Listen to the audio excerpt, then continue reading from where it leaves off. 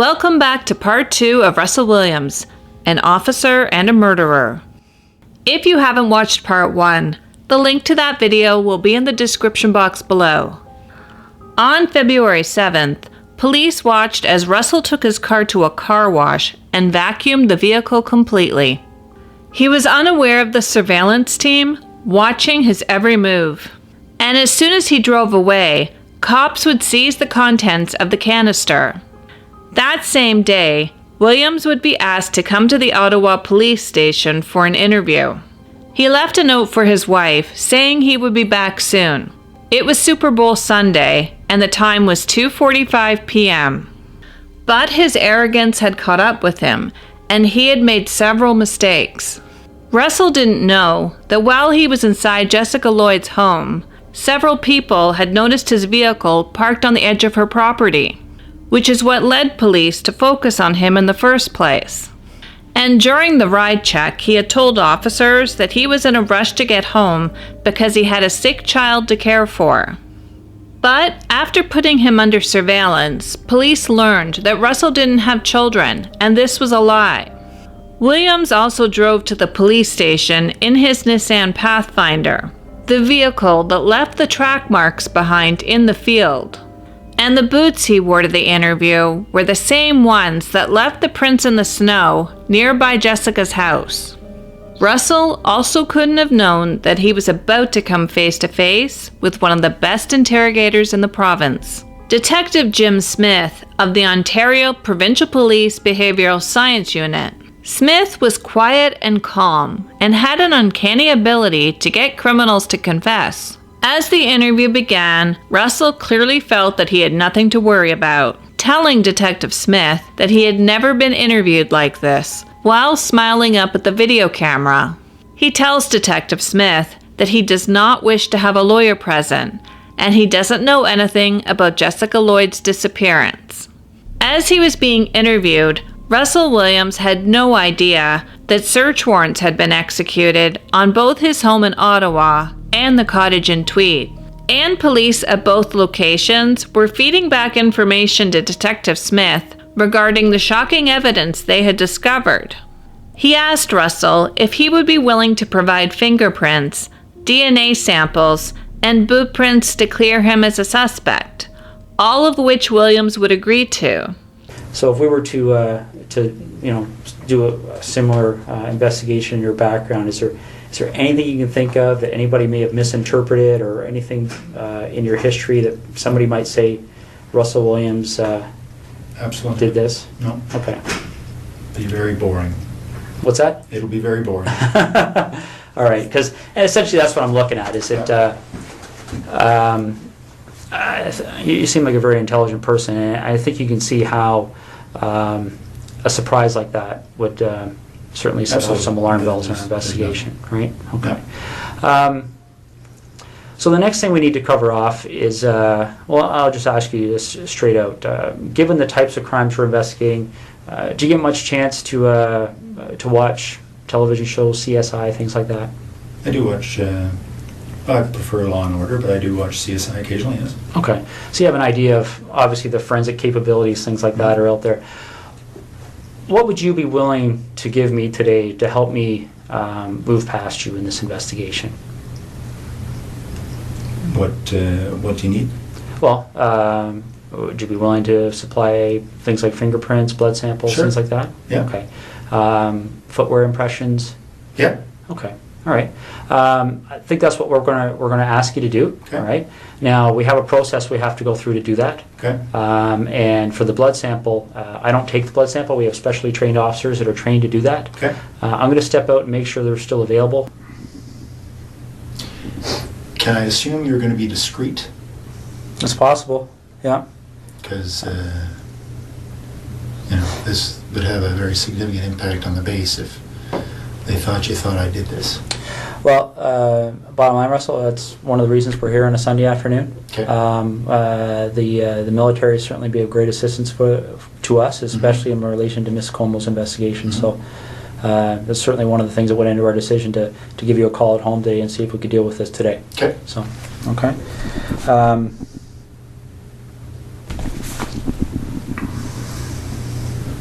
Because it's tough to undo the rumor mill once it gets started. But I appreciate that. Okay.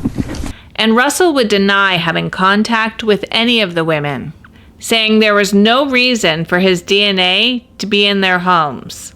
Eventually, the mask would come off, and Russell would be told that the tire prints from his vehicle matched the tracks found in front of Jessica's house, and his boot prints matched the prints found in the snow.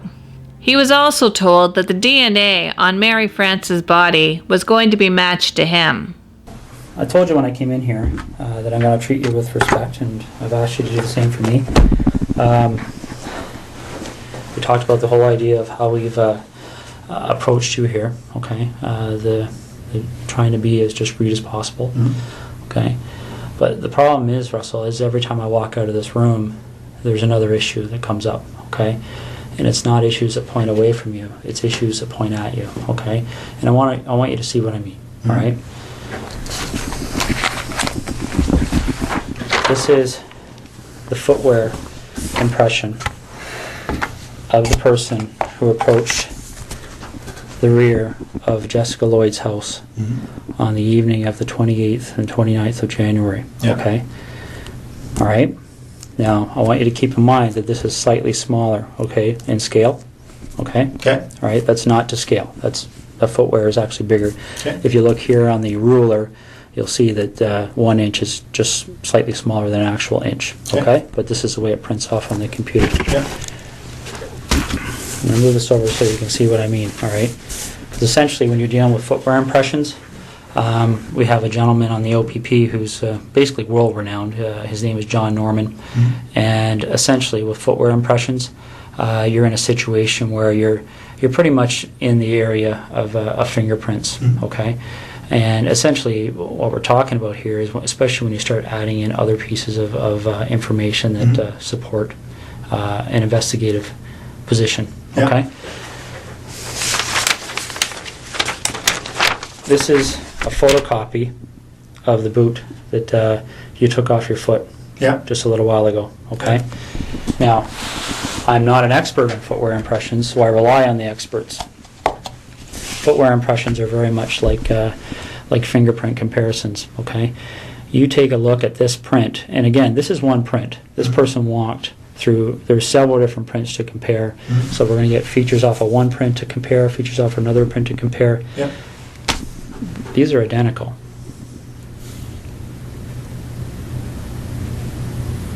Okay. Your vehicle drove up the side of Jessica Lloyd's house. Your boots walked to the back of Jessica Lloyd's house on the evening of the 28th and 29th of January. Okay, you want discretion. We need to have some honesty, okay? Because this is getting out of control really fast, Russell. Okay, really, really fast. 5 hours into the interview, Russell is no longer arrogant. He's slumped over, his arms are crossed, and he stopped talking. He's informed that officers are now at his Ottawa home with a search warrant and have spoken to his wife. She now knows everything, and his vehicle has also been seized by police to be searched for evidence. Well, you need to explain it, because this is the other problem we're having, Russell, okay? Again, these decisions are made by me. Right now, there's a search warrant being executed at your residence in Ottawa, okay? So your wife now knows what's going on. There's a search warrant being executed at your residence in Tweed, and your vehicle's been seized, okay? You and I both know they're going to find evidence that links you to these situations, okay? You and I both know that the unknown offender male DNA on Marie France Comeau's body is going to be matched to you, quite possibly before the evening's over. Okay? This is a major investigation. The Center of Forensic Science is on call 24 hours a day helping us with this. Your opportunity to take some control here and to have some explanation that anybody is going to believe is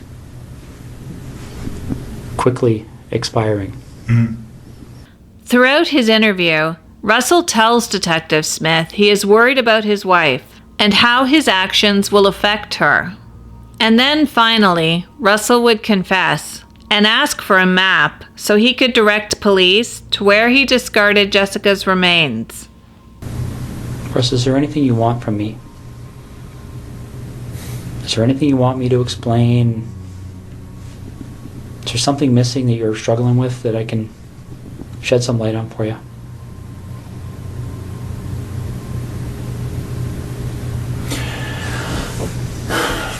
I'm struggling with how upset my wife is right now. Russ, what are you looking for?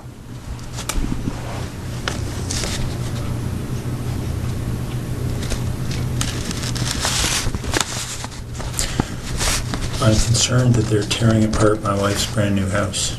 So am I.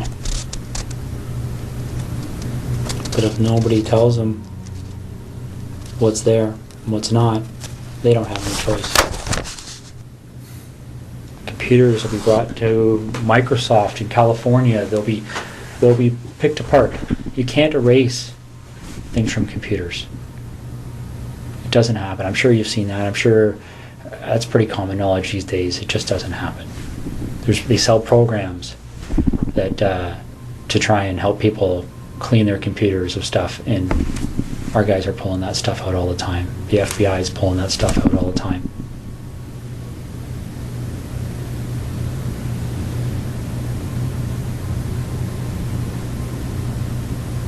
This investigation will end up costing no less than $10 million. Easy. And they will say no to nothing. Any request this major case manager makes on this case, they've already been told it's approved. Don't even bother asking. So what am I doing, Russ? I put my best foot forward here for you, bud.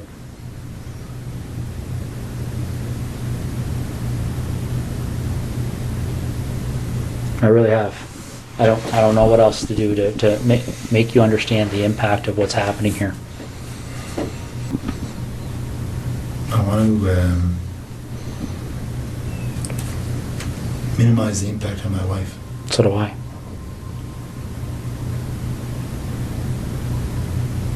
So how do we do that? Well, we start by telling the truth. Okay. Okay. So where is she?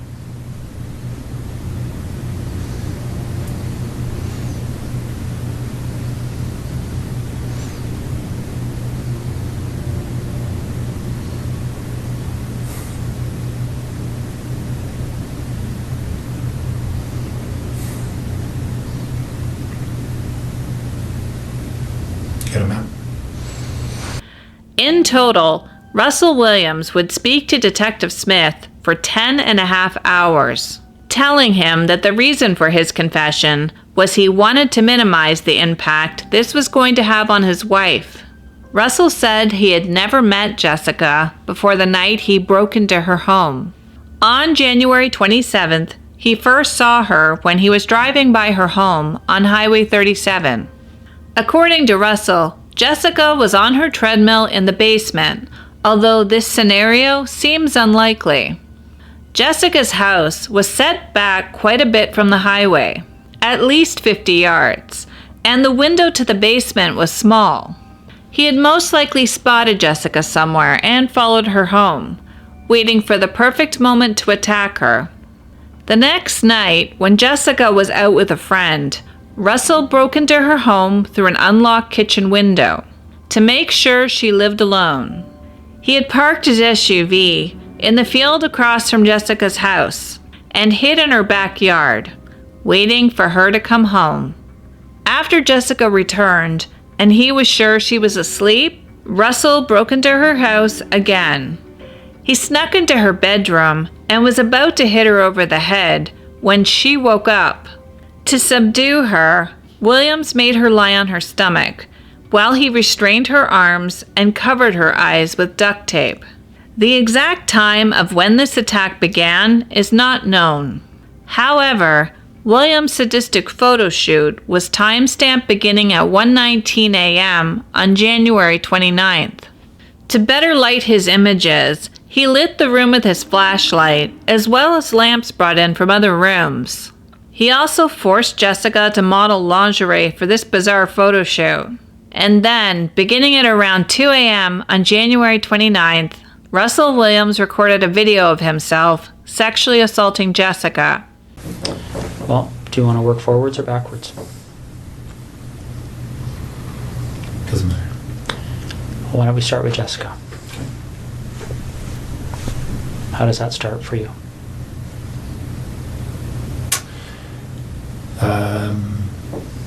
I saw her in her house on her treadmill.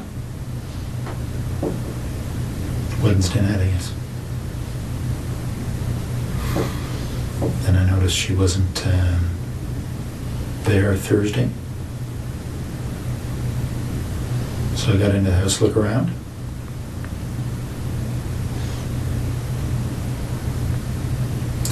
Then, and then left. Noticed she'd come home.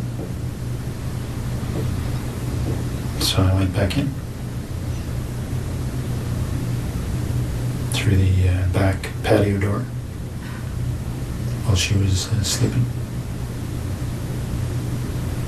She did everything she could to cooperate with him. When Jessica felt like she did something wrong, she apologized, thinking if she cooperated, he would let her go. But this didn't happen. After about 3 hours, Russell took Jessica to his truck, where she sat blindfolded during the ride, arriving at his home in Tweed between 4:30 and 5 a.m. After abducting Jessica and driving her to his cottage, Russell then emailed a subordinate, claiming that he had the flu, and that no one was to tell Mary Elizabeth if she phoned the office, which she often did. No one at the base had any reason to be suspicious, because at this point, it was just someone calling in sick to work.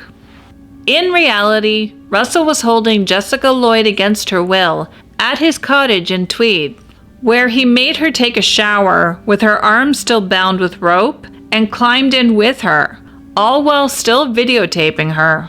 Williams then told Detective Smith he let Jessica sleep for a couple of hours. However, at some point, she would have a seizure, which she said was caused by stress, and begged Russell to take her to a hospital. Instead, Russell rubbed her shoulders and told her, quote, not to make it worse for herself. Jessica's convulsions would continue. Her speech became slurred, and she threw up, and then Jessica began to cry, telling him, quote, you have to take me to the hospital, or I'm going to die. But Russell was more preoccupied with recording her seizure and adjusting the video camera so she was always in clear view. Jessica Lloyd's attack by the hands of Russell Williams would last on and off for 18 hours. By 5:45 p.m., Williams would dress Jessica in her own blue jeans and root sweatshirt, although her eyes would remain covered with duct tape. He fed her a plate of fruit and more than once assured her that he was going to set her free. Except it was all a lie. At 8 p.m., Russell hit Jessica over the head with a flashlight, knocking her out. He then strangled her with a rope until she stopped breathing. Anything in particular? Well, what did the hit on the back of the head do?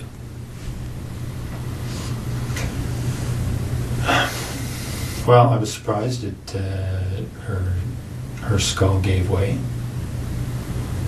She was there and immediately unconscious. I strangled her. Okay. What did you hit her with? Flashlight.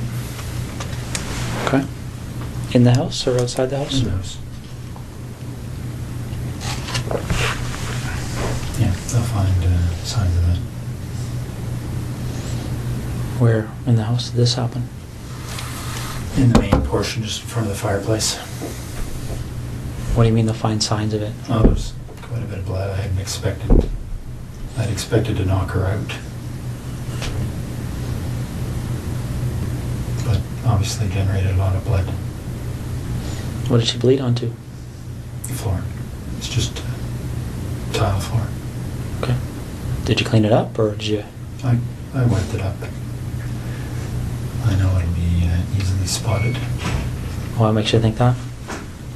Like, if I walked in that house right now, would I see it? You wouldn't see it, not at all, but, you know, the right signs will show it, I'm sure. This murder would not be videotaped, but Russell would take 3 more photos of Jessica's body before he moved it into his garage, where it would remain for the next 4 days. That evening, somewhere between 9 and 10 p.m., Russell drove back to Trenton Base, where he slept for a few hours. He was scheduled to fly troops to California that Saturday for a training exercise. When he arrived back in Trenton Saturday evening, he drove straight to Ottawa, where he would stay for the next 3 days. However, while he was there, he searched through 2 Facebook pages. One was a memorial page set up for Marie France Comeau, and the other was Jessica Lloyd's missing persons page. He also uploaded his latest video footage into 2 files, titled JEL 1 of 2 and JEL 2 of 2. JEL stood for Jessica Elizabeth Lloyd. When he returned to Tweed on Tuesday, February 2nd, he wrapped Jessica's body in a blanket, bound it with duct tape, and dumped it near the side of a dirt road. Russell then returned to his cottage, where he vacuumed his house and wiped down his floors. He then drove to Toronto for a top-secret meeting scheduled for the next day, and organized security plans for the G20 summit. Russell was among those responsible for planning the air component of the summit, including arriving and departing VIPs, as well as protecting the area's airspace. And over the next week, while police were searching for Jessica Lloyd, Russell was reliving his crimes. After police reviewed his computer history, they found Williams had read news articles about Jessica's disappearance while simultaneously watching his home movies showing his attacks on her. Detective Smith would then ask Russell about the night Marie France Comeau was murdered and why he chose her. There was an open window in the basement of her house when she was away. I went in there a couple of nights before she came home, looked around. I went back in there late at night when she was at home. She was on the phone in her bedroom.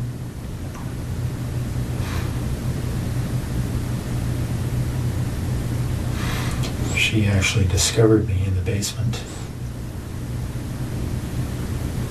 She was trying to get her cat to come upstairs, and the cat was in the basement, had seen me and was fixated on me in the corner. She couldn't get the cat up, so she came downstairs to try and get the cat, and I'm not sure why she came over to me. I guess the cat was staring at me, and she was wondering what the cat was staring at. The lights were on.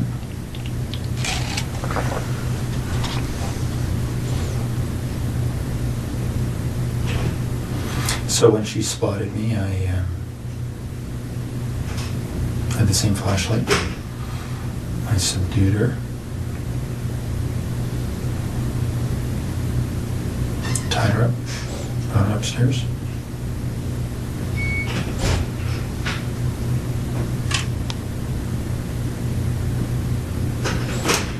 And strangled her later in the morning. Well, more suffocated her. Right. Some tape.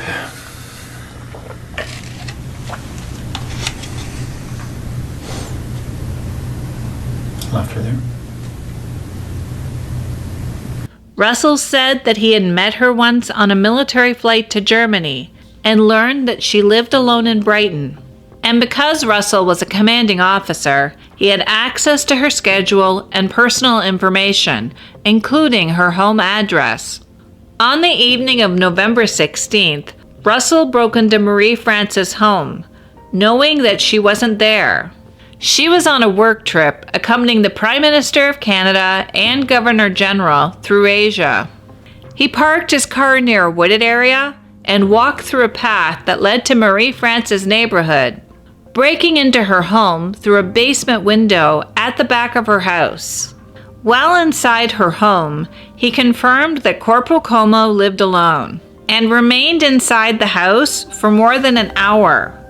While he was there, Russell took 18 photographs of himself, modeling her underwear and using Marie France's sex toys. He then left, taking 9 pairs of underwear with him. That same day, Russell broke into Anne Marson Cook's home, stealing all of her sex toys, and would return again the next day to steal all of her underwear, as well as photographing her office, bedroom, family photos, all the stolen items, and her cat. He also admitted to Detective Smith that he left the note taunting Anne to call the police on her home computer. He also would photograph the threatening note left on the computer screen for his own record keeping.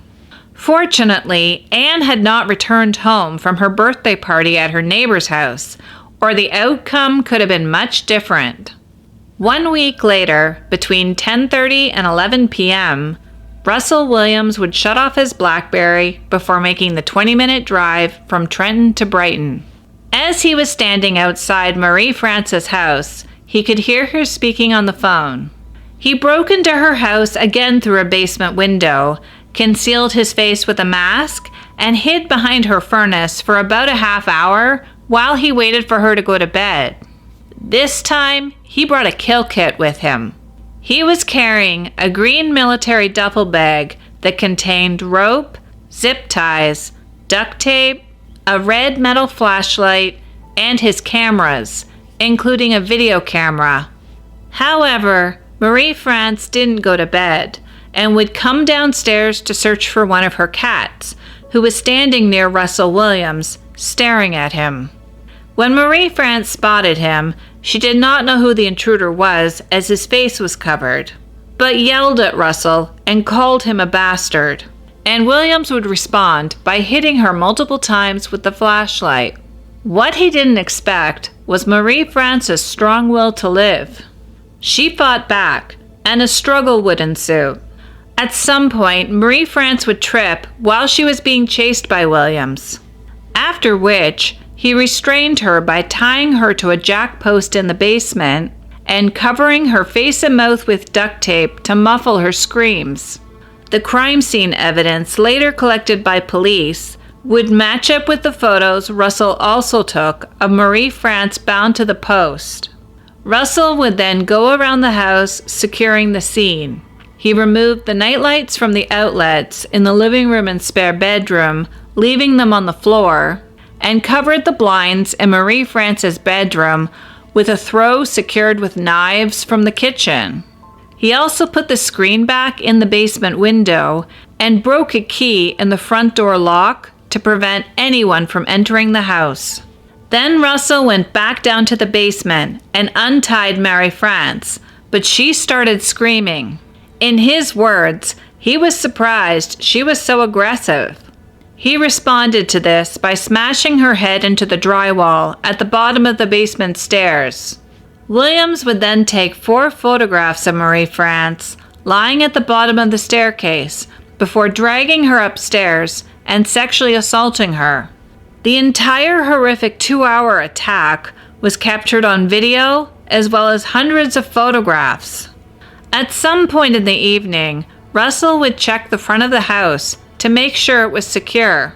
And even though Marie France had been violently beaten throughout the night and was restrained, she still found the strength to try to escape into an ensuite bathroom. But Williams would chase her down, and struck her repeatedly. He then attempted to suffocate her with a pillow, but she continued to fight him off. Russell would continue to photograph and film Marie France right up to the moment she died. When he wrapped her head in fabric and duct tape, she begged for a chance to live, saying that she had been good all her life and asked him to have a heart. He responded to her pleas by covering her nose with duct tape. Corporal Marie France Comeau would die from asphyxiation.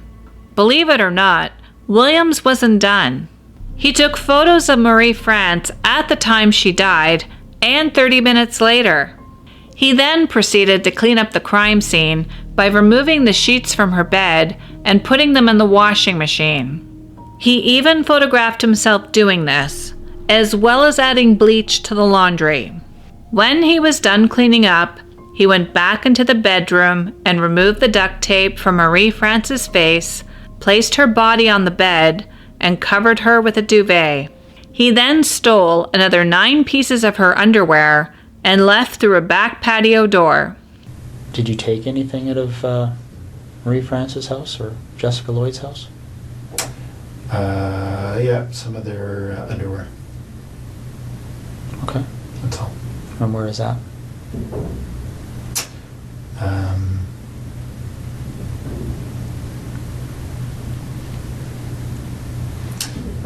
It's in some boxes in the basement here in Ottawa, in that rec room. So we just moved in, so there are boxes everywhere. So on the same side as the furnace room, sort of in the back against the wall. Okay. What do the other boxes look like?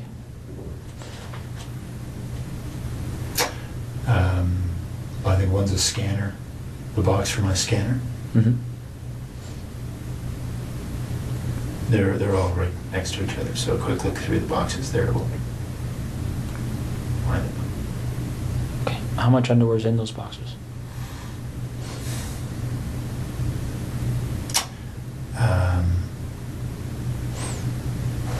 Probably 60 pieces or so total.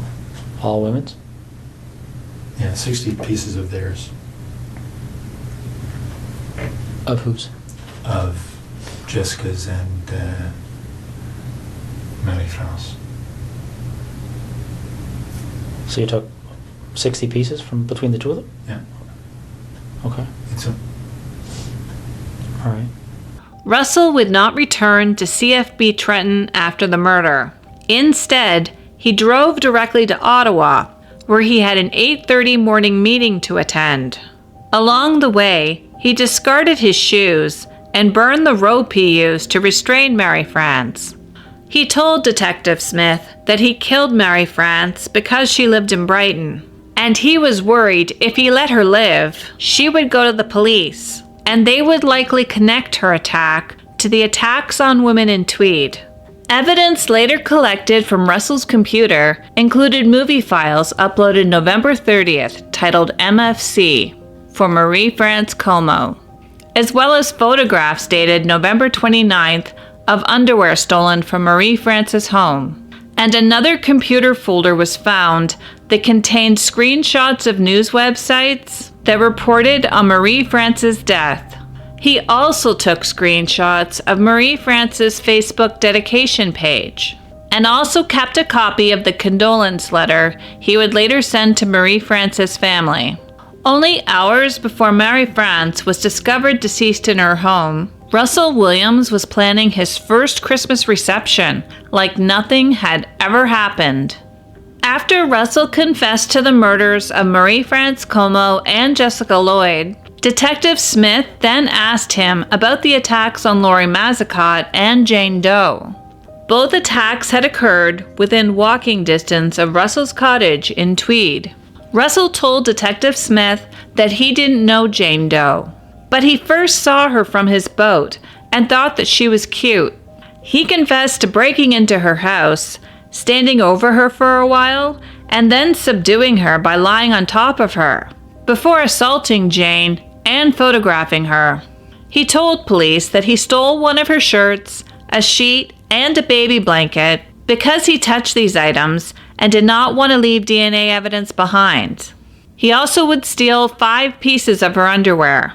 After the assault, he walked back through the woods to his home on Cozy Cove Lane. He stored the stolen items at his cottage for a while, but would eventually get rid of the shirt, baby blanket, and the sheet by taking these items to the dump.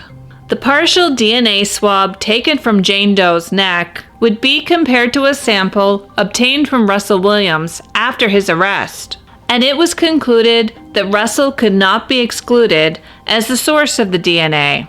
There was also evidence of the attack on Jane Doe saved on Russell's computer, including a 2-page document dated September 20th, where Russell wrote in great detail about the incident.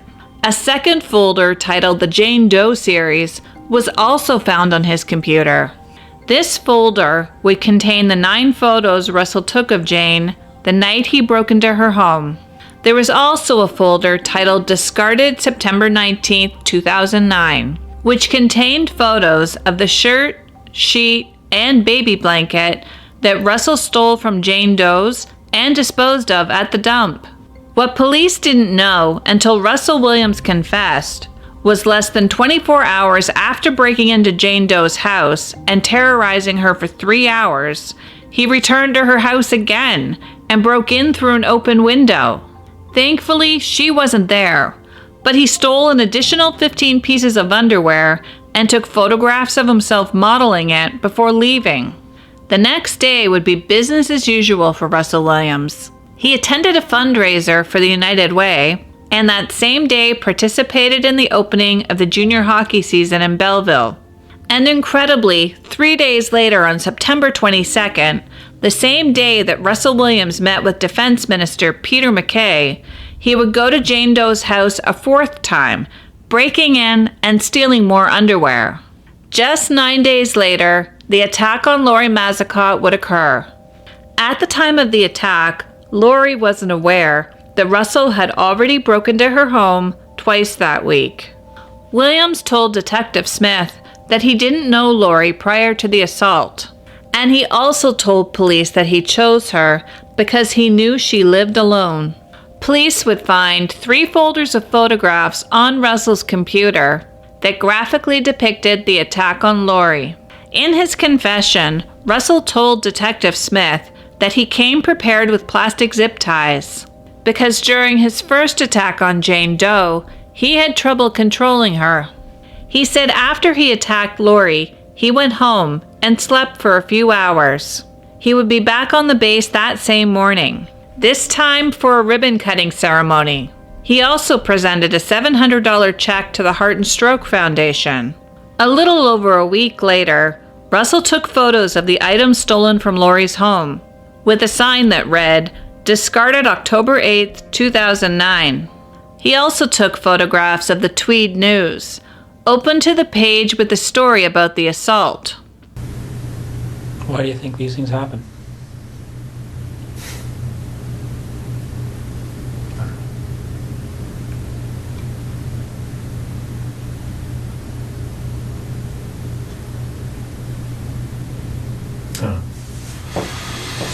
Have you spent much time thinking about that? About why? Yeah. Yeah. But I don't have any answers.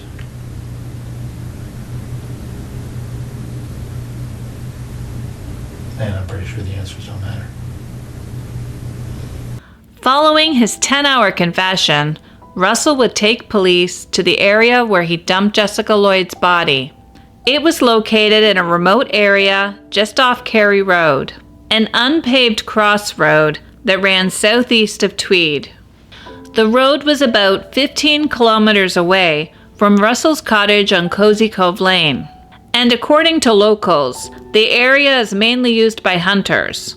The Ontario Provincial Police initially did not release this information to the public. They would only say that Jessica's body had been located. The truth is, police probably wouldn't have found her if Russell didn't confess. Cary Road is about 4 kilometers long with no houses on it, and it doesn't get much traffic. Also, Jessica's remains were too far in off the road for anyone just to stumble across them. On February 7th, 2010, Jessica's family was given the heartbreaking news that she had been murdered and a suspect had been arrested. That she had been killed was shocking enough, but to learn the man accused of her murder was the commander of Trenton Air Base made things even worse. The publicity surrounding this case was intense, to say the least. A top-ranking military officer was charged today with some very grave crimes. Colonel Russell Williams is accused in the first-degree murder of 2 women. The body of 27-year-old Jessica Lloyd was found today near Tweed, Ontario. And Corporal Marie Comeau was killed at her home in Brighton, Ontario last November. Members from 3 different police agencies, including Canada's Armed Forces, teamed up to find a missing person, but instead found a whole lot more. Yesterday, the OPP and the Belleville Police Service arrested Russell Williams, 46 of Tweed, for first-degree murder. Corporal Comeau was one of ours. He was brutally murdered. We went through this grief. And a few weeks after, a day like today, to learn that one of us is charged with this crime and with other crimes. It's just shocking. Russell Williams will be charged with 2 counts of first-degree murder for the deaths of Jessica Lloyd and Marie France Comeau, as well as 2 counts of sexual assault for the attacks on Jane Doe and Lori Mazacott. In a statement read by Belleville Police, Jessica's mother Roxanne and her brother Andy thanked friends, family, and co-workers for their love and support, and also thanked the Belleville Police Department and everyone in the community who participated in the search for Jessica. The crimes were already horrific enough, but factoring in who Russell Williams was, the stories of the murders instantly went viral across Canada. There were also fears there could possibly be more victims, and during a press conference, OPP inspectors stated they would be looking into other unsolved cases in the areas where Williams was stationed throughout his career, as well as speak to police services in those jurisdictions. The news of Russell Williams' arrest stunned the community of Trenton and hit the Canadian Armed Forces especially hard. Retired Major General Mark Thoreau gave a statement to the media, saying that Williams' arrest was uncharted territory and everyone was stunned. And General Walter Natinchuk would acknowledge that Williams' arrest was a tough day for those in uniform, and said that the events unfolding at CFB Trenton did not reflect the forces as a whole. The base and the city have always had a good working relationship back and forth, so that's the way the relationship has been since he's became wing commander. And I was just meeting with him last week and discussing city issues and stuff, so as we would normally with any wing commander, we had a pretty good relationship. Those regular meetings with the mayor will be no more since the 46-year-old Russell Williams is behind bars. He's accused of 2 counts of first-degree murder and 2 counts of sexual assault. People who live in this town near the airbase can't believe what's happened. It's shocking. I've lived in this town my whole life, and I mean, lately in the last few years, a lot of disturbing things have been going on in this town, so it doesn't feel safe anymore. Crazy that something like that would happen. Well, I think that the airbase needs to do a lot of checking into it. The wing obviously is a community unto itself, but it can't be very successful without being closely connected to the communities that surround it. That's been clear to me as a very important element to develop. Colonel Williams believes in maintaining strong ties between the military and civilian populations, which makes what happened even more unsettling. Certainly to the families involved, thoughts and prayers and are with them, and it's a tragedy. And the fact now that this has been identified as someone who might be from this area, I think is unbelievable. So it's very difficult, and certainly I say thanks to the police for doing their work, and we'll see that the justice system hopefully does its. But questions were swirling in the media as to how this happened in the first place. Why did a man with no criminal past suddenly, at the age of 44, decide to embark on a series of fetish crimes that quickly escalated to sexual assault and murder. And how on earth did this man, who was so depraved and so cruel, rise through the ranks to be promoted to colonel? One of Russell's motives for confessing was to make the entire ordeal as easy as possible for his wife, who was understandably devastated. Mary Elizabeth would be contacted by reporters but wouldn't give a statement. Lieutenant Colonel Tony O'Keefe, a friend of the couple and director of cadets at Royal Military College, informed reporters that Mary Elizabeth had been assigned a full-time military assisting officer to help her through the mountain of administrative procedures. And it was the Canadian Forces position that she was a victim in this too. But despite this, the questions remained. How is it possible she had no knowledge of her husband's predatory behavior?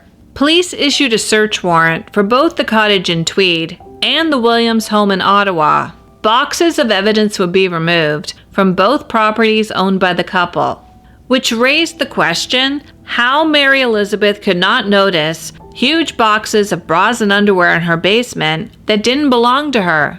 It's easy to judge and point fingers, but in the end, Williams was able to fool everyone: his wife, friends, and the Canadian military.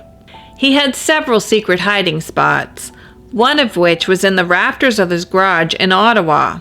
During Williams' confession, he would draw a detailed diagram of the house, so police would be able to find the hidden evidence without tearing the home apart. Russell also gave police a list of items to look for at both properties.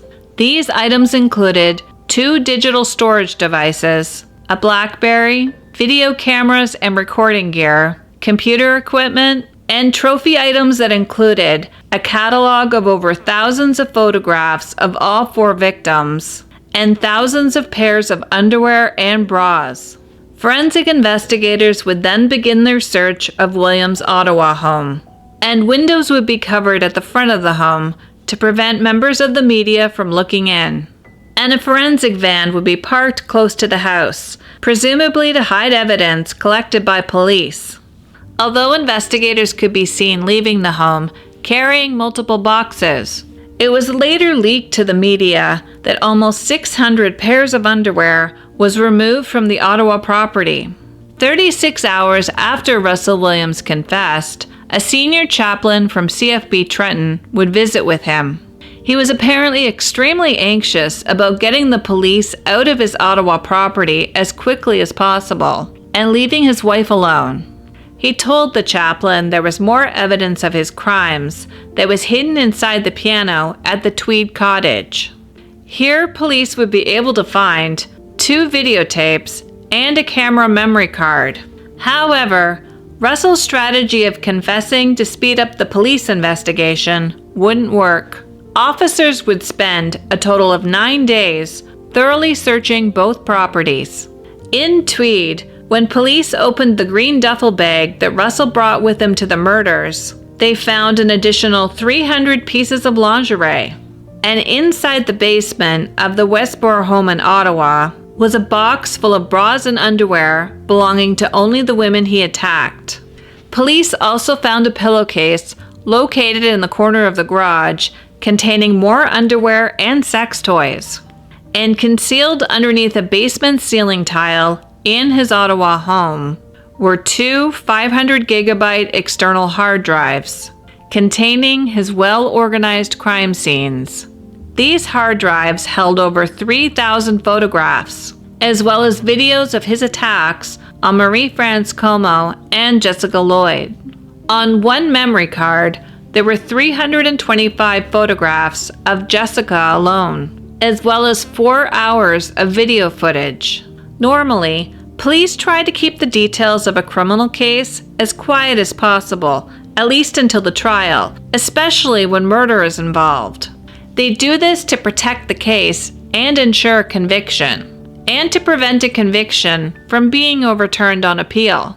But almost from the moment Russell was arrested, information was being leaked to the media, including details about his confession to the murders as well as him admitting to stealing underwear from multiple homes across Ontario. Police also released what led them to question Russell Williams in the first place, including the tire tracks and boot prints left behind in the snow. 2 months after he was arrested in April of 2010, it was announced that Russell Williams would face further charges. He was implicated in 82 break-and-enters that occurred within a few kilometers of where he lived or worked. 23 of these break-ins were located in the Tweed and Belleville area, and 25 were located in the Orleans area of Ottawa.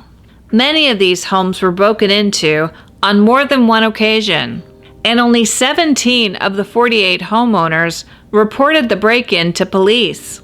The majority of the homeowners were not even aware their homes had been broken into in the first place. In some cases, the homeowner knew the house had been broken into, but couldn't determine that anything had been stolen, so they didn't contact the police. It was only when they were visited by a detective shortly after Russell Williams was arrested that they learned about the break-in.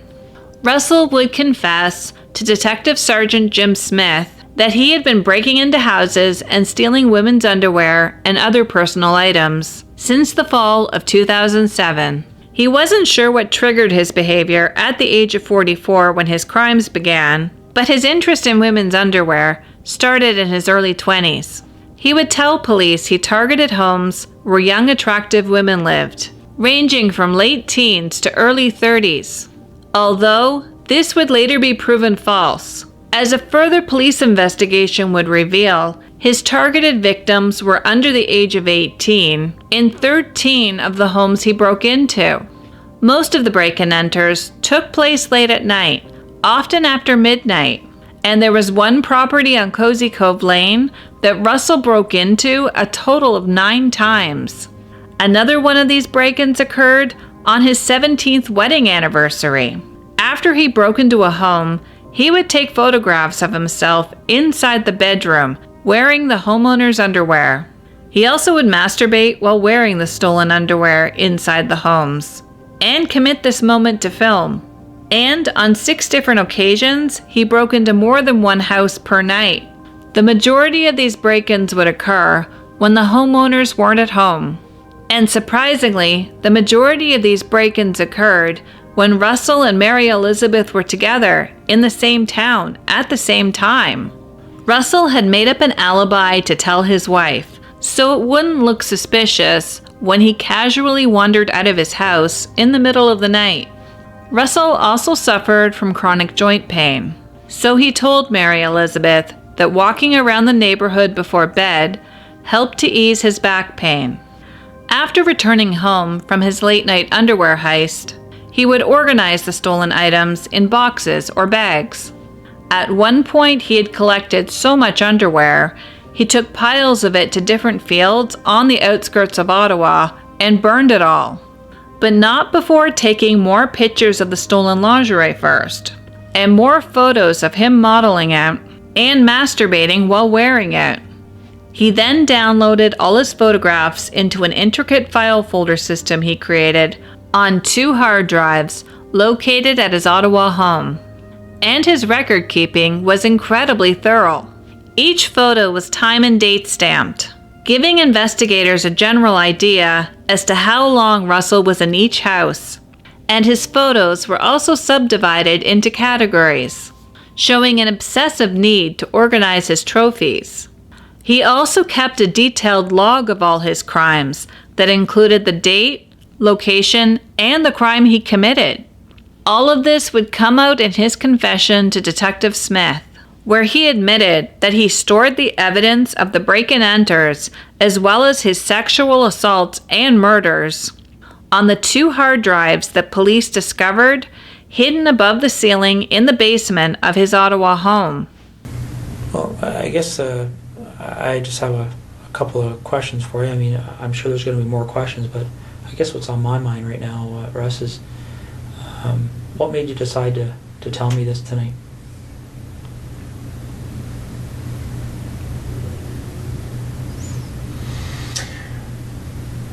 Mostly to make my wife's life easier. Is what you've told me tonight the truth? Yeah.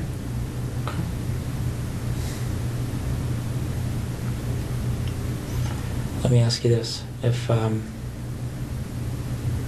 this didn't come to the point it's at right now, if for whatever reason you didn't end up on our radar, so to speak, do you think it would have happened again?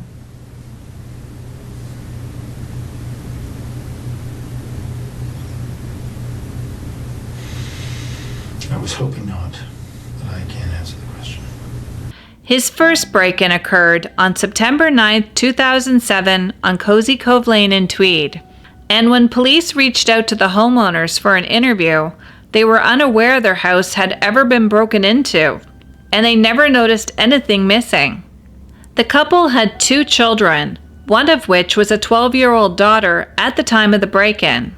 They considered Russell and Mary Elizabeth friends, having them over for dinner on a few occasions and playing cards.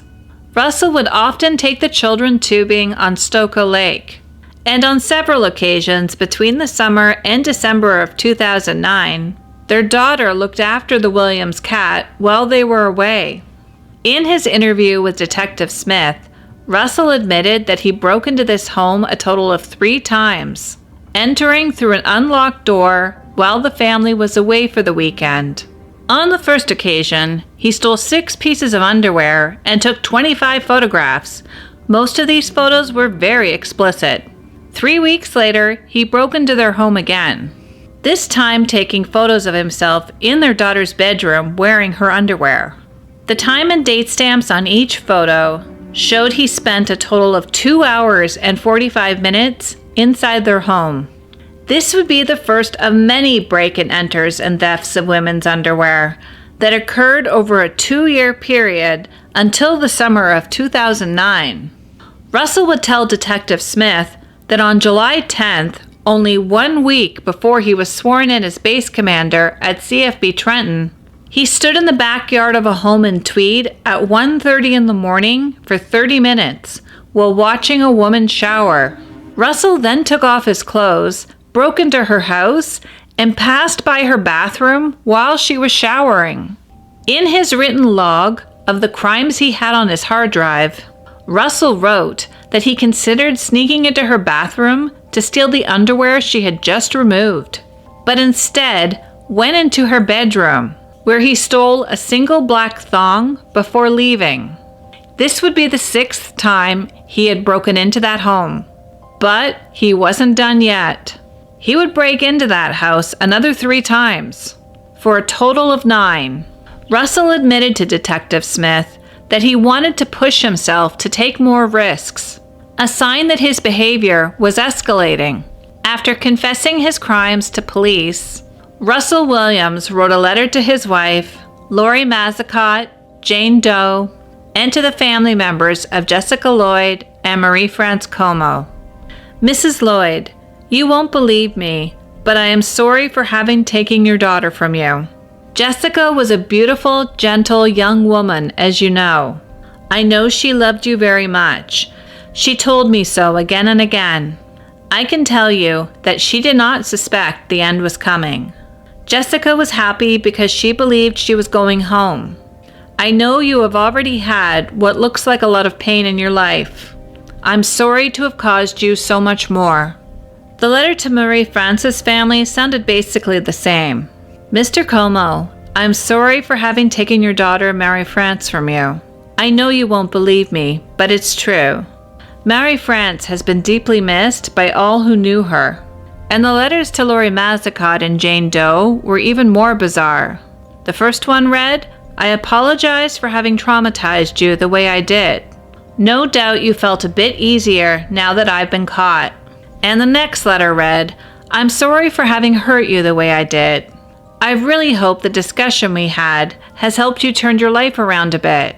You seem like a bright woman who could do much better for herself. I do hope you find a way to succeed. And the last letter was to his wife, Mary Elizabeth, to whom he wrote, Dearest Mary Elizabeth, I am very sorry for having hurt you like this. I know you will take care of sweet Rosie. Rosie was the couple's cat. While officers were on their second day of searching for evidence at the home of Russell Williams, friends and family of Jessica Lloyd gathered together to remember her. Hundreds of mourners lined up to pay their respects to the 27-year-old Belleville resident. Among those present were the city's mayor and police chief, as well as several members of the Canadian Armed Forces. The service would also be played over speakers for people outside who couldn't crowd into the funeral home. Jessica's family described her as a vibrant young woman with a mind of her own. Her cousin John Lloyd would give the eulogy and said that Jessica loved hockey, especially the Toronto Maple Leafs. After the arrest, Russell's brother Harvey would issue a written statement to the media.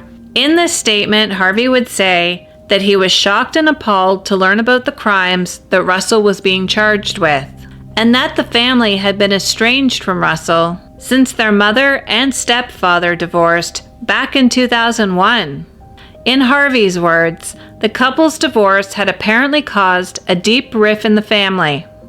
On Easter Sunday, 2010, the accused killer attempted to take himself out. In the early morning hours, around 5 a.m., Russell wrote a note in mustard on the wall of his jail cell, saying that his affairs were in order and his feelings were too much to bear. He then jammed his cell door with cardboard and foil in an attempt to prevent staff from entering. From there, he stuffed a cardboard toilet paper roll down his throat. However, staff at Quinte Detention Center, where he was being held, were able to gain entry to his cell and revive him.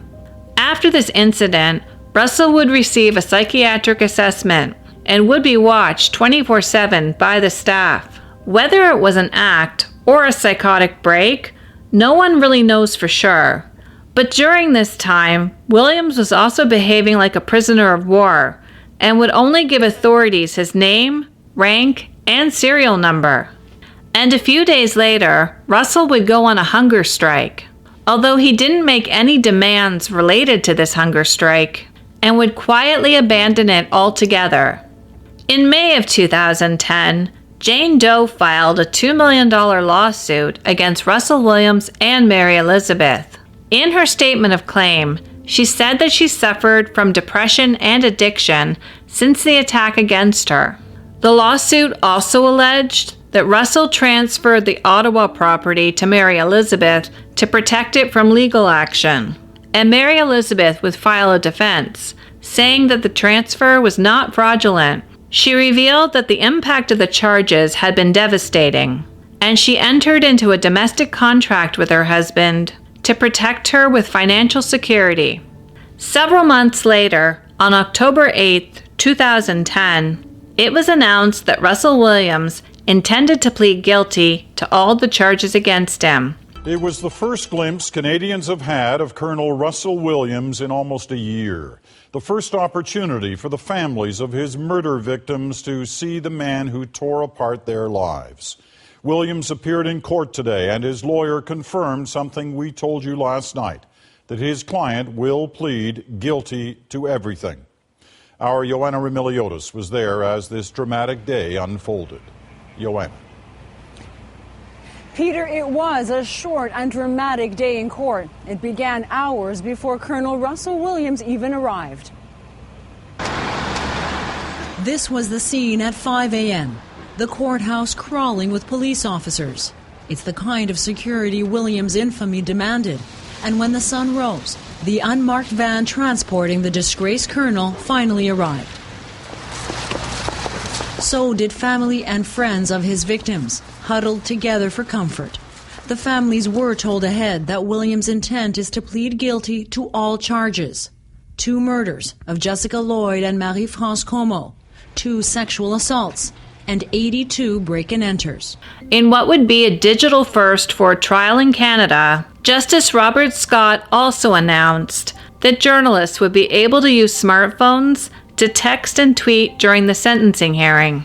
It took 4 hours of negotiations between Crown attorneys and lawyers for various media companies to compromise and allowed devices for the purpose of note-taking. However, video recordings or broadcasting the trial were forbidden. At this point, it had been 8 months since Russell Williams was first arrested. The residents of Tweed were still haunted by Russell's crimes against the community and welcomed the plea agreement. The feelings of relief were also mixed with bitterness from some residents, mainly because the Ontario Provincial Police didn't issue a warning about a predator on the loose. To say that security was high for this trial was an understatement. Outside the courthouse, a snow fence had been set up to barricade the van carrying Russell Williams from the press and the public. Although some reporters were able to sneak video and pictures of him by using extra high tripods or by setting up video cameras on the balconies of surrounding homes. Jessica Lloyd's mother, Roxanne, was seen every day of the sentencing hearing carrying a framed photo of Jessica. When asked about it by reporters, Jessica's brother Andy said the photo was intended to take the focus off the accused killer. Although Russell would be pleading guilty, the sentencing hearing was scheduled for 4 days.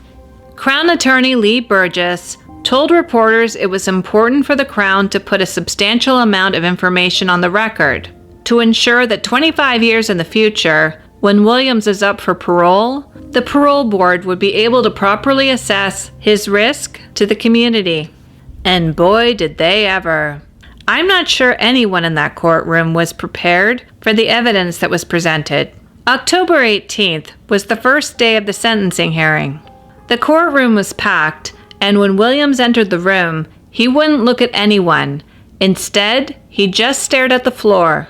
Hastings County Crown Attorney Lee Burgess opened the hearing by warning the court that the facts would be disturbing.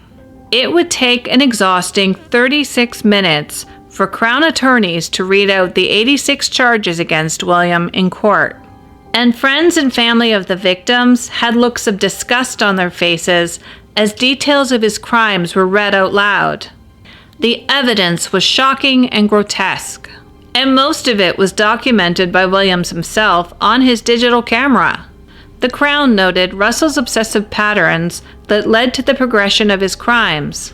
First, he broke into a house, then he would photograph the bedroom of the victim. He would then photograph the underwear in the drawer, and then arrange the lingerie on the bed, photographing each piece, before photographing himself modeling each garment, and masturbating, and photographing himself after he finished. Without going into extreme graphic detail, there were also hundreds of close-up photos of his genitals protruding from the underwear. This was a process he carried out over and over again. And then he would return home and organize his photos inside his complicated folder system on his computer.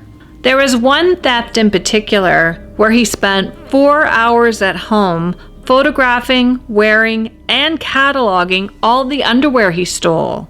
The majority of the photographs were very explicit and obviously outside of the courtroom could not be viewed by the public.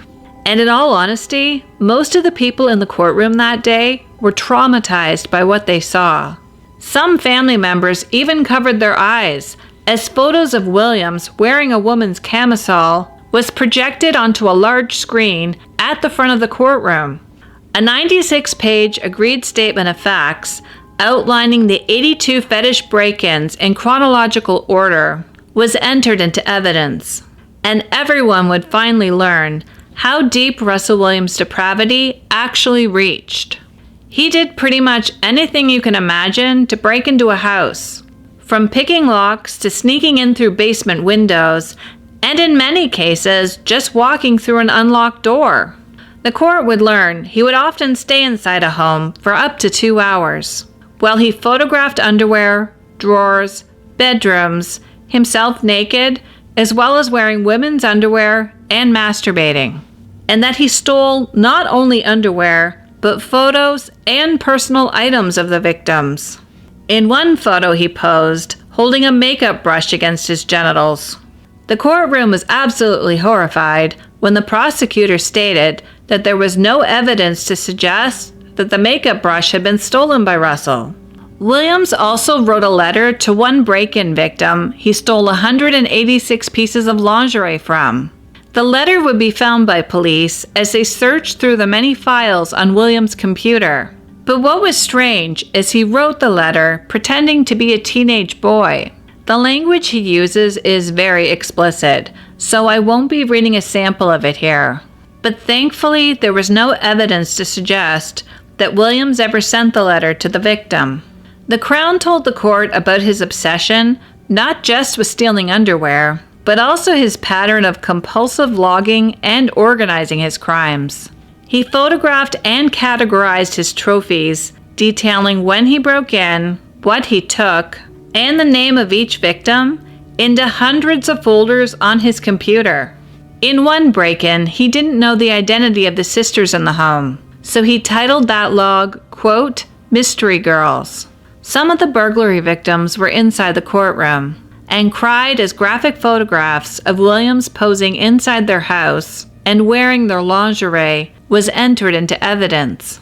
The Crown revealed that Williams was becoming increasingly predatory and how he progressed from stealing underwear to leaving notes for his victims to sexual assault and finally murder.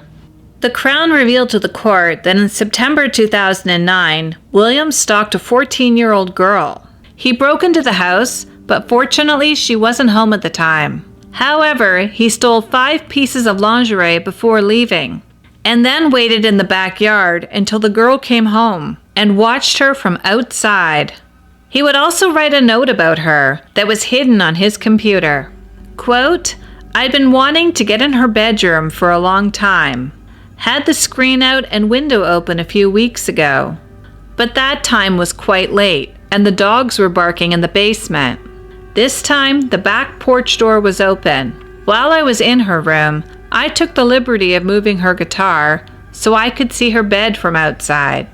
I watched her lie down and within 10 minutes turn out the lights. I didn't catch her changing.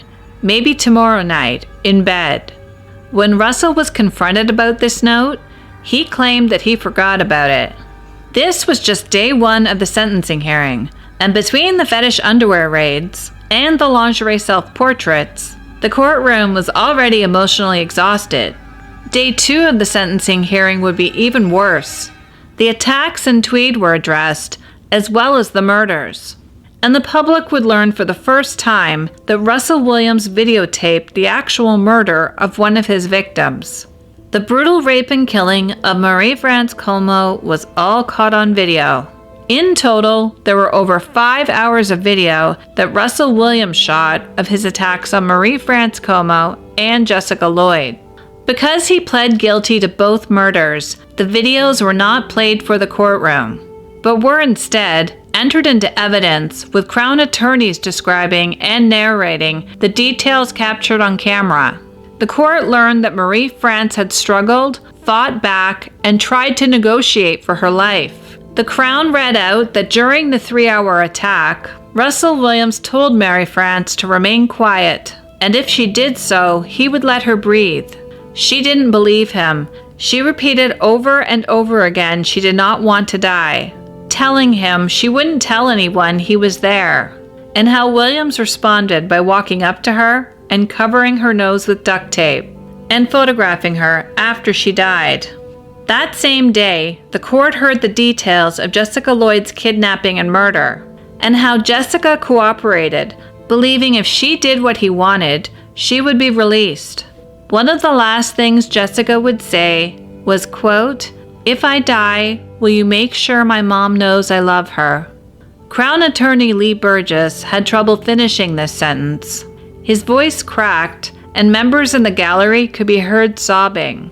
On the 3rd day of sentencing, the court saw a 3-hour edited version of Russell Williams' confession tape, which strangely enough was a welcome change due to the horrific nature of the first 2 days.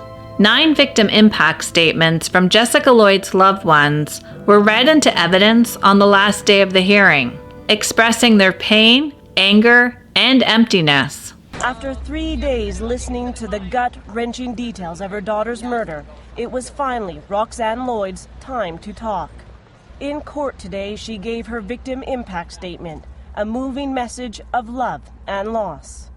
Why did he do this to me? Now I am a broken woman. Because of him, I can't hug her, can't tell her I love her. I can't receive another hug. We will never go shopping, go away for the weekend together. I can never spend another minute with her. Lloyd told the court her daughter was her best friend, and the two shared an unbreakable bond. I don't often use the word hate, but I hate Russell Williams. The only good thing that can come of this is now he can never hurt another woman. Several others also delivered statements. Jessica's best friend since the age of 10. Life as I knew it would never be the same. I lost my best friend forever. Her Aunt Deborah told the court Jessica's death has left her physically ill. I see a doctor. I see a counselor. I can't sleep. I am medicated. Andy Lloyd, Jessica's big brother, also delivered an emotional statement. In tears and staring straight at Russell Williams, he said, "I was looking forward to being an uncle, almost as much as being a father. I will never have any nieces or nephews now. No big brother should ever have to go through what I have gone through." As the sentence for first-degree murder is an automatic life sentence, the family of Marie France Comeau chose not to make victim impact statements. Crown Prosecutor Lee Burgess, however, would make a statement on their behalf, telling the court that Russell Williams had broken their lives, and that there was a special bond between Marie France and her father, and she was his ray of sunshine. In his closing statement, Crown Prosecutor Lee Burgess would tell the court that Russell Williams is one of the worst offenders in Canadian history. Quote, "He is one of a handful of despicable, heinous, self-centered individuals who terrorize victims and kill some of their victims without a shred of remorse. He betrayed this community, and he betrayed the military, and he betrayed the men and women who serve in the military." Russell Williams was handed 2 life sentences with no chance of parole for 25 years for the murder of Marie France Comeau and Jessica Lloyd, 2 10-year sentences for the sexual assaults against Lori Mazacott and Jane Doe, and 82 one-year sentences for the break-and-enters, to be served concurrently. When Justice Robert Scott then asked the convicted killer, quote, "Russell Williams, is there anything you would like to say for yourself?" Russell stood in the prisoner's box and delivered the following statement. "I stand before you, Your Honor, incredibly ashamed. I know that the crimes I've committed have traumatized many people. The family and friends of Marie France Comeau and Jessica Lloyd in particular have suffered and continue to suffer profound, desperate pain and sorrow as a result of what I've done. My assaults of Jane Doe and Lori Mazacott have caused them to suffer terribly as well. Numerous victims of the break-and-enters I've committed have been very seriously distressed as a result of my having invaded their most intimate privacy. My family, Your Honor, has been irreparably harmed. The understandable hatred that was expressed yesterday and has been palpable throughout the week has me recognize this. There are those who will find it impossible to accept, but the fact is, I very deeply regret what I have done, and the harm that I know I have caused to many. I have committed despicable crimes, Your Honor, in the process betraying my family, friends, colleagues, and the Canadian Forces. I shall spend the rest of my day regretting above all that I've ended 2 vibrant, innocent, and cherished lives. My sincere hope is that my detailed confession on the night of February 7th, my full cooperation with investigators since, and ultimately my guilty plea earlier this week, have in some way served to temper the very serious harm I've caused my victims and their family and friends. Justice Robert Scott would say during the sentencing hearing that while he found the former base commander to be sincere, Russell Williams is a sick man and an emotionless serial killer. Quote, "Russell Williams will forever be remembered as a sadomasochistic serial killer. Russell Williams lived a charmed life, the best of education, a leader of men and women, a respected rising star in our beloved armed forces. His double life fooled most people. He may be best described, in the biographical sense, as Canada's bright shining lie. After sentencing, prosecutor Lee Burgess requested that some of the items used in evidence be destroyed, including Williams' digital camera, the robes, the stolen lingerie, as well as the Nissan Pathfinder Williams used to abduct Jessica Lloyd and dump her body. Justice Scott would approve this request. However, the thousands of photographs and videotapes Williams took documenting his crimes would be kept for possible review by a future parole board.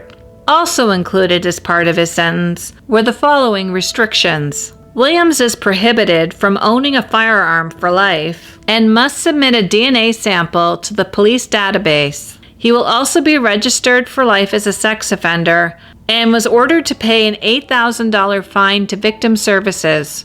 Outside the court, Andy Lloyd, Jessica's brother, thanked everyone who worked on the case and said that his family is indebted to them. The fact that he was crying, did that mean anything? Not really. I think it was deserved. He should have been crying. Particular that he said that resonated with you or that made you angry, happy, anything? I was angry the whole time I was looking at him. I've been angry for a week, so yeah. Are you okay that he's not going to designate a dangerous offender? Is that okay? Yeah, from what they tell us, it's not going to matter anyways. He won't see the light of day. So as long as I don't really care what stipulation he has on him. As long as he dies in jail, I'm happy. No. How does it make you feel today's his last car ride? Today's his last beautiful taste of freedom. Absolutely beautiful. This is the best thing that's happened to our family since all this stuff started. So, yeah. Did you see any healing starting up? Pardon? How do you feel about now that it's all over? Oh, fantastic. Good. I mean, I know my mom's in the same boat and aunts and uncles. We just want to get back to our normal life and be normal again. Yeah. Do you feel that, Roxanne, do you feel that the focus was put back on your daughter and the other victims today? Yes, I do. We were all there for the victims, and justice was served. Did he show remorse? I don't think that man could show any emotion. Does he give a sense of closure to you? Absolutely. Yeah, it's over. It's done with. We're going to go home, and I won't have to deal with any of you guys anymore. So, yeah. Honestly, if I could thank a couple of people, that'd be great. My mom and I wrote down a few names. Obviously, all the police services, and I just ripped it. All the police services from the OPP, everybody who was involved, especially Chris Nicholas and Jim White. That was a fantastic. Obviously, everybody saw what Jim White did yesterday, and for him to keep his composure and hearing all that stuff is fantastic. My family's in debt to him. Belleville Police Department, everybody who was involved in the search, especially Chief McMullen and Paul Vandergraff, Jeff Geen, Dan Hounslow, Gina Hanna, Julie Forrestal, and Mike Graham. Mike Graham was in the court all week. He's fantastic. Victim Services, Michelle Arsenault and all her staff. All the police officers that were in there helping us all week were fantastic. They did a lot of things for our family. Lee Burgess and Joe Dart from the Crown, and obviously Justice Robert Scott. We're in debt to all those people. So, okay. And with that, Russell Williams was initially sent to Kingston Penitentiary, Canada's oldest prison, to serve out his sentence. He was locked inside the segregation unit for his own safety, but after 2 years, he would be transferred to Port Cartier Institute in Quebec. After the Canadian government announced Kingston Pen would be closing permanently, Mary Elizabeth did not attend Russell's sentencing hearing.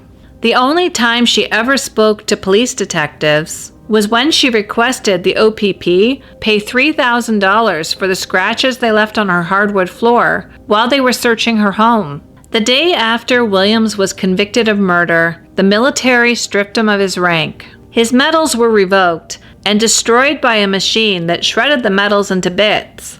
He had no right to severance pay, and the Canadian Armed Forces would claw back his salary. He had been collecting a colonel's salary from the day of his arrest, in accordance with a rule stipulating that members of the Canadian Armed Forces may continue to be paid pending the outcome of a trial. For federal privacy reasons, the Defense Department would not release the details about Russell's salary. But according to the Department of Defense statistics, a member with the rank of colonel could earn between $10,600 to $11,950 per month. And because Williams was also a pilot, he could be receiving additional pay. However, this would no longer be an issue, and the amount paid to Williams was recovered. On November 17, 2010, 4 military personnel from CFB Trenton, including 2 military police officers, would go to the cottage in Tweed and collect all of Williams' uniforms. They were brought back to the base, where they would be burned the next day.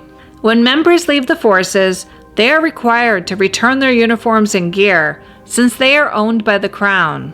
The military usually recycles uniforms that are in good condition, but top military officials decided to dispose of Williams' uniforms because he had printed his name inside each article of clothing. When questioned about this, Commander Herbert Jennis said that it was not appropriate to return his uniforms to the supply system for obvious reasons, and that the name Russell Williams and the uniforms were now attached to the murders. The burning of Williams' uniform was publicly announced, but the actual burning was done privately, without cameras present. The reason behind this was because there's an underground market for items linked to killers, and a photograph of Russell Williams' uniform being burned would itself become a souvenir.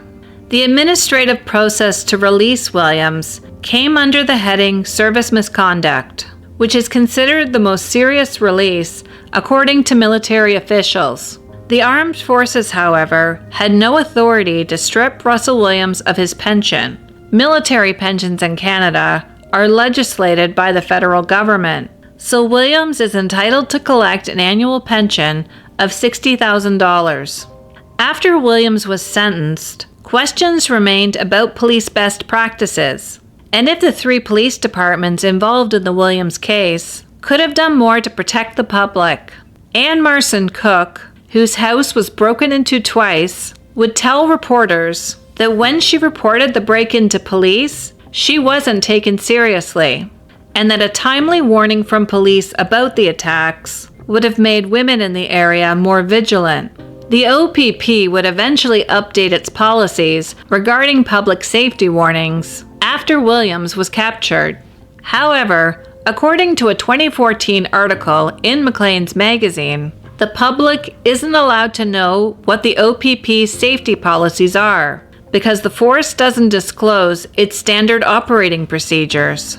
And when Maclean's reporters sent a list of follow-up questions to both the OPP and Belleville Police Departments, they were ignored. Ottawa Police Chief Vern White would release a statement saying he was satisfied that his force did what it could to warn Orleans residents, and pointed out that most of the break-ins went unrecognized until Williams was arrested. The military also conducted a complete review of Russell Williams' records since he joined in 1987, and the review concluded there were no red flags that could have predicted the final outcome.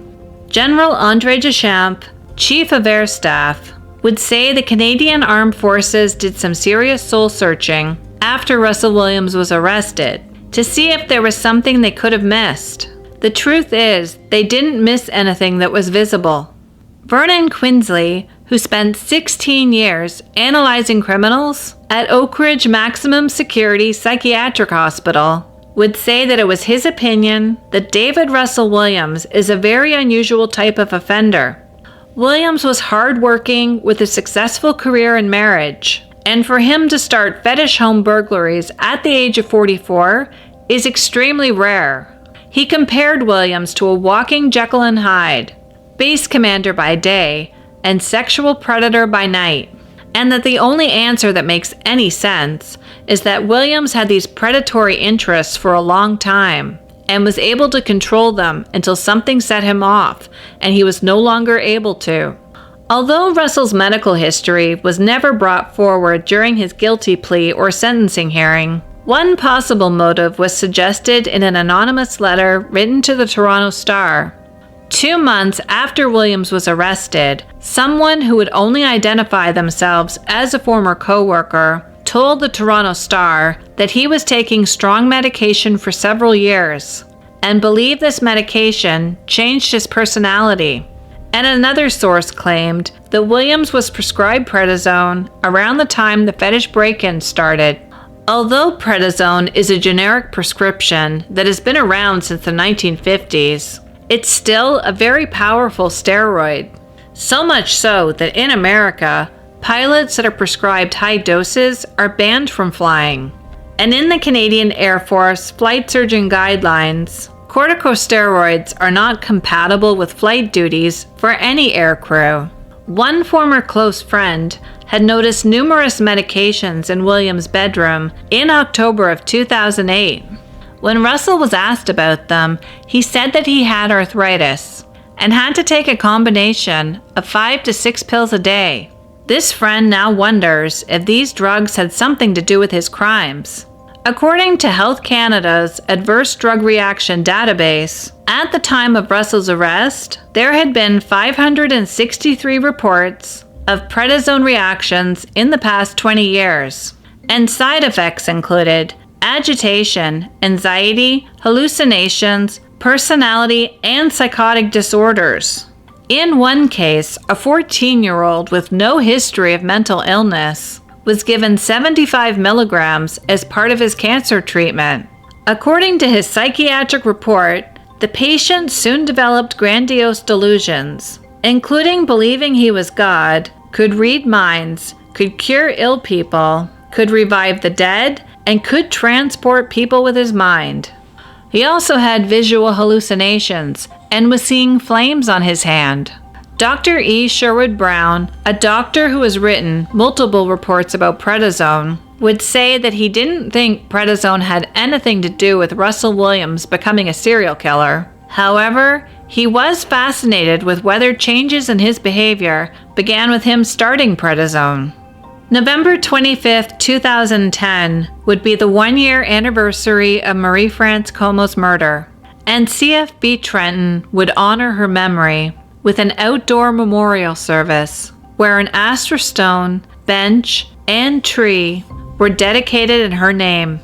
After Williams was sentenced, police departments across Canada continued to search for any connections between him and multiple unsolved murders.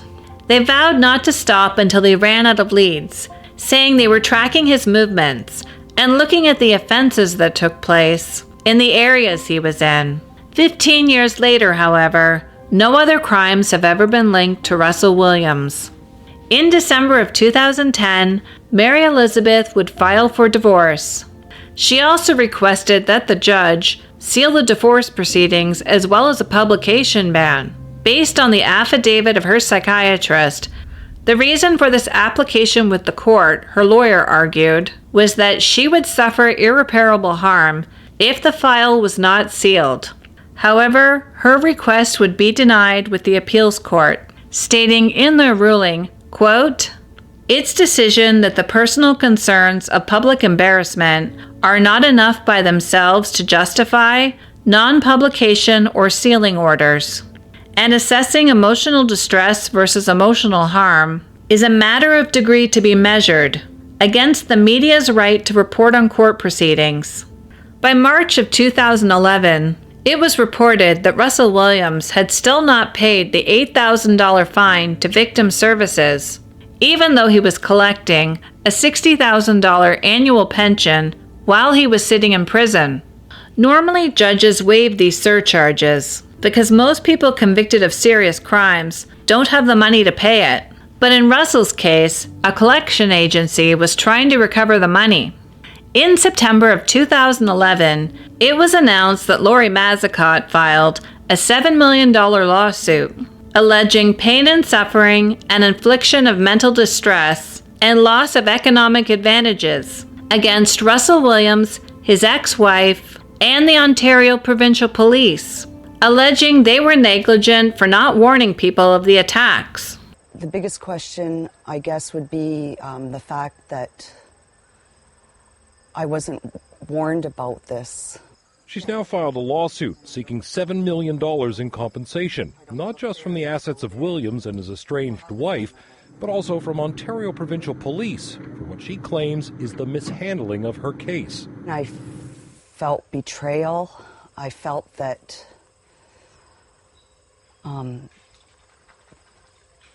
they were judging me. They weren't believing me. In her lawsuit, Massicott claims that when police initially responded to her 911 call, they left her bound and half naked on a couch for hours. She alleges that she overheard talk on police radios referring to her as crazy, and that a neighbor was told by one officer police thought she was faking, copying an attack 12 nights earlier just up the road. But she claims she didn't know anything about that incident because police hadn't alerted or warned people about that attack. Unbelievably, Russell would file a defense to this lawsuit several months later, and not only denied that his victims were entitled to compensation, he wanted them to pay his legal fees as well. Shortly after this lawsuit was announced, in November of 2011, Larry Jones launched a $1.7 million lawsuit against the former colonel, Lori Massicott, and the local police service board for a negligent police investigation and alleged emotional and mental distress. However, Jones would quietly withdraw his lawsuit in the fall of 2013. A $4 million lawsuit was also filed against Russell Williams and his wife by the family of Jessica Lloyd in January of 2012, 3 days before the 2-year anniversary of her disappearance. 4 years after he was sentenced to life behind bars, Russell Williams reached an out-of-court financial settlement with his first victim, Jane Doe, and the family of Jessica Lloyd. Part of this deal included that the suit against Mary Elizabeth would be dropped. 1 year later, Lori Massicott would settle her lawsuit with the Ontario Provincial Police, although neither the OPP nor the Attorney General would comment on the settlement or issued an apology. The following year, her lawsuits against Russell Williams and Mary Elizabeth were also settled for an undisclosed amount.